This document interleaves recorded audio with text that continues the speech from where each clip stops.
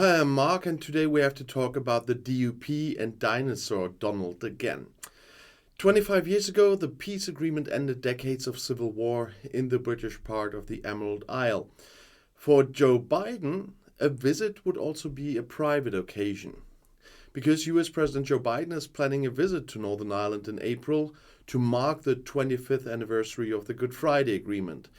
It is his intention to travel to Northern Ireland and Ireland, as Biden said on Monday at a meeting with British Prime Minister Rishi Sunak in the United States city of San Diego.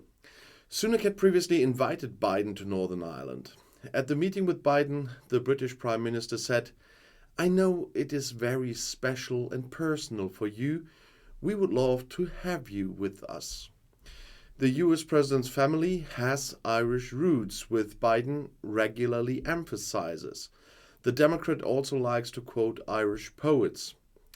The Good Friday Agreement of April 10th in 1998 ended decades of civil war in Northern Ireland between supporters of the union with Great Britain and supporters of the unification with the Republic of Ireland. The British news agency PA reported that Secret Service and the White House officials have already visited the capitals of Northern Ireland and Ireland, Belfast and Dublin, in preparation for a possible visit by the US president. At the meeting with Sunak in San Diego, Biden invited his British colleague to visit Washington in return in June, as the White House said after the meeting. And this visit is overshadowed, of course, again by the DUP. The Northern Irish Protestant Party, DUP, is critical of the agreement between the EU and Great Britain in the dispute over the Brexit rules for Northern Ireland. The so-called Windsor Framework, sealed at the end of February by British Prime Minister Rishi Sunak and EU Commission President Ursula von der Leyen, would exclude some fundamental problems, said DUP boss Jeffrey Donaldson on Tuesday in the US capital, Washington, according to the British news agency PA. Although it also represents undoubtedly a significant step forward, it still requires further clarification, changes, and treaty extensions, as Donaldson said. The DUP has been blocking the formation of a regional government for months in protest at the Brexit rules known as the Northern Ireland Protocol, although this protest is just a smokescreen, as we all know. According to the 1998 peace agreement known as the Good Friday Agreement, this must always consist of the two largest parties, the Catholic and the Protestant. Whether Sunak can claim the agreement as a success therefore depends on the approval of the DUP. The Northern Ireland Protocol was originally negotiated as part of the Brexit deal on Britain's departure from the EU. It stipulates that the customs border between Great Britain and the EU runs in the Irish Sea, for goods by the way. And this is to prevent border checks between British Northern Ireland and the EU member Ireland, and that there are any introduced there. But the rule also brought difficulties, such as sending parcels, medicines, and bringing pets from Great Britain to Northern Ireland. Union supporters in Northern Ireland also felt cut off from Britain and called for change. These demands were taken into account in the Windsor Framework. But not only President Biden, but the entire Western community of states will also be, let's say, unenthusiastic about another British matter. The British asylum law, which has been criticized as a breach of international law, has now cleared the first hurdle in Parliament. In the first reading on Monday evening, a clear majority in the House of Commons in London voted in favour of Home Secretary Suella Braverman's draft. However, members of her Conservative Party also called for changes. Former Prime Minister Theresa May, who abstained from the vote, criticized the law for collateral damage to victims of traffickers. Braverman's proposal would detain all people who enter the UK unwanted, regardless of their background, for up to a month. They are then to be deported to their homeland, or, if that would be too dangerous, to Rwanda or another country. The right to apply for asylum should be taken away from them. The UN refugee agency UNHCR speaks of an asylum ban. Whenever you close a route, migrants and people smugglers find another way, and anyone who thinks that this draft will end the problem of illegal migration once and for all is wrong, said the former Prime Minister May. Hundreds demonstrated in front of Parliament against the law, and Braverman attacked the opposition. Labour wants to open borders and allow unlimited migrants, she claimed, and Braverman complained that she had been subjected to the most grotesque insults for telling simple truths about the scale of migration. Well, critics accused the Conservative government of deliberately exaggerating in order to gain political points. Braverman once compared the crowd of migrants to an invasion. Incidentally, significantly fewer people apply for asylum in Great Britain than here in Germany. However, after years of post-Brexit disputes between Britain and the EU, London is actually moving ever closer to Brussels.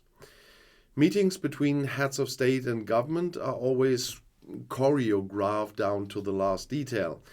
And so the announcement of the deal between the USA, Great Britain and Australia late Monday evening seemed meticulously planned. I talked about this on yesterday. Joe Biden, Rishi Sunak and Anthony Albanese stood side by side in the bright sunshine of the coast of San Diego in California. They had a message for their allies, but especially for their opponents. The United States want to join forces with Britain to deliver nuclear-powered submarines to Australia as a front against China.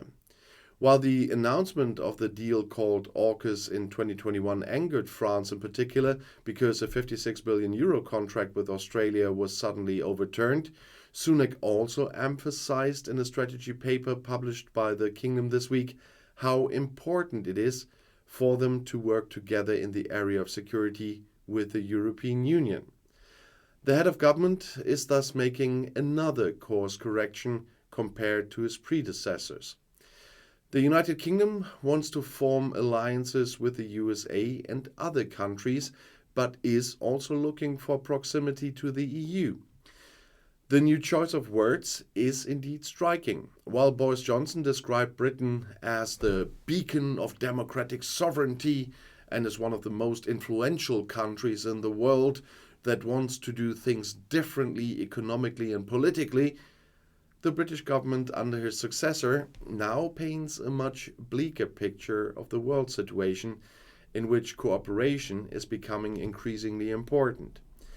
The emphasis is now less on the benefits of Britain going it alone and more on the need for democracies to collectively outperform the world's autocracies.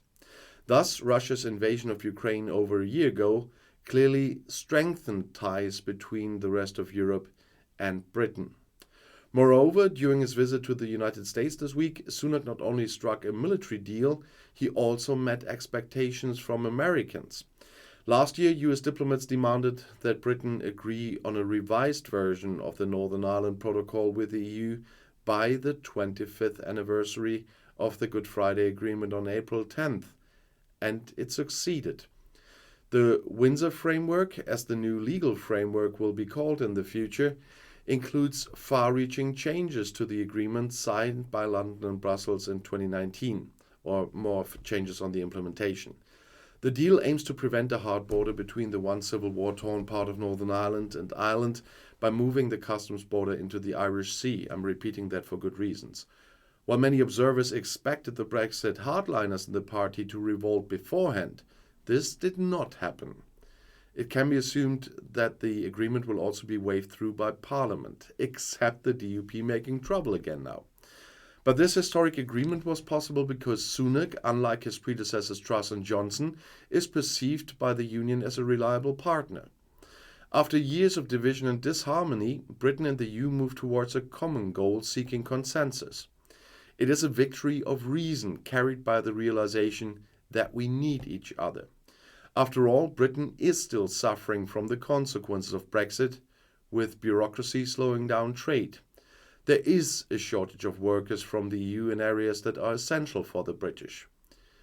Another clear sign of rapprochement is that King Charles III, at the end of this month, as part of the first state visit, he will not visit Australia or Canada, but France and Germany, at the request of the Conservative government. Like his mother, Queen Elizabeth II, the monarch is to be used as a diplomatic panacea to smooth the waves with the EU after Brexit. But Rishi Sunak and his wife are still the old, though. British Prime Minister Rishi Sunak has once again been in trouble with the police, this time because of his dog.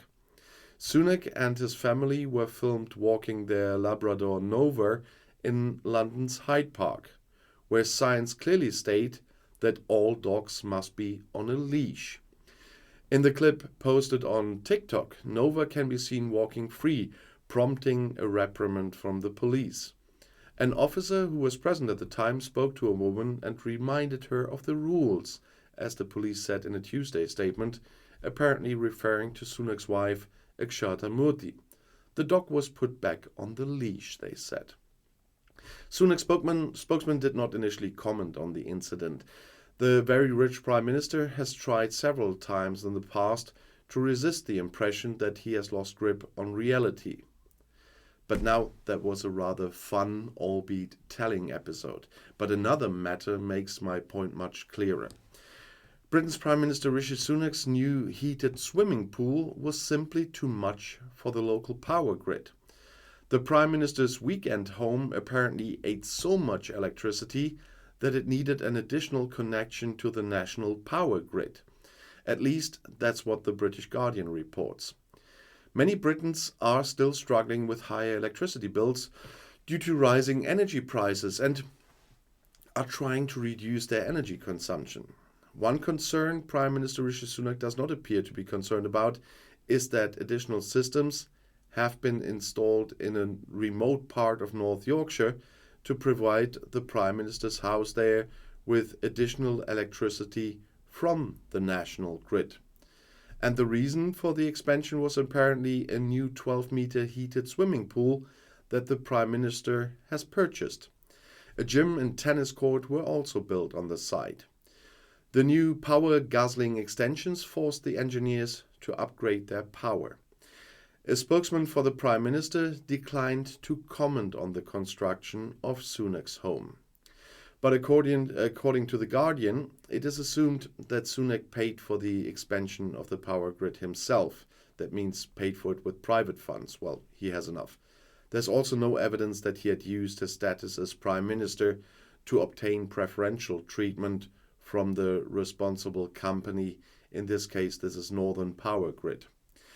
Sunak is said to have acquired the house for £1.5 million in 2015 and visits it regularly. He usually arrives in a privately financed helicopter, but still, helicopter.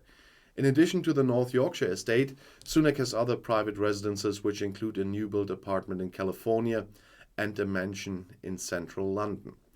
But I just added the later part of the video to show that the topic we are talking about many times as well is still quite interesting, and the Prime Minister is still enjoying his wealth. Well, I don't envy him or whatever. No, it's not envy. It's I'm not jealous on his wealth. Of course, I would like to have some more and earn more with YouTube, but it is a thing as the first politician in a country, you have to be a little bit more sensitive on matters like this, especially in the times of crisis where the people are suffering because they don't have enough money. But it is just another brick in the wall that he's building on his personality. And of course the DUP. The DUP, once again, is doing what we all expected them to do. They don't want any Northern Ireland Protocol, although the Northern Ireland Protocol is not the reason why they're not joining the Northern Ireland government. There the reason is that Sinn Féin was stronger in the election than the DUP, and that's something they absolutely don't like. But they never liked the Northern Ireland Protocol still, and they want to get rid of it. But that will not happen. And of course they do not like the Windsor Framework, which is just a change of the implementation of the Northern Ireland Protocol in the end. And they will never be satisfied. They just want to heat up the situation to stay relevant. But we all know, because of the demographic developments in the recent decades and everything else happening, they will be less relevant in the future. And Parliament easily can vote on the Windsor Framework without the consensus of the DUP. The only question is, how much does Rishi Sunak need their consensus? And that will be the only question that will be important for the vote. And one more thing on the channels. I can definitely tell you that the first English game will be on Outside Views Games on Saturday, and the German one probably on the German version, Outside Views Spiele. But I'm still editing on that one, because editing the English one already made my eyes burn like hell. It's a lot of work you have to put in those, but I hope you'll enjoy it. So on Saturday, 6 a.m. CET or 5 a.m. UTC, visit Outside Views Games, or even later. I don't play games in the morning at 6 in the morning usually. So just have fun and visit me there. If you don't want to miss it, go there already and subscribe. Then you'll be and don't forget to press the little bell so you will be informed as soon as a game comes up. And I'll see you in my next video. I'll be back.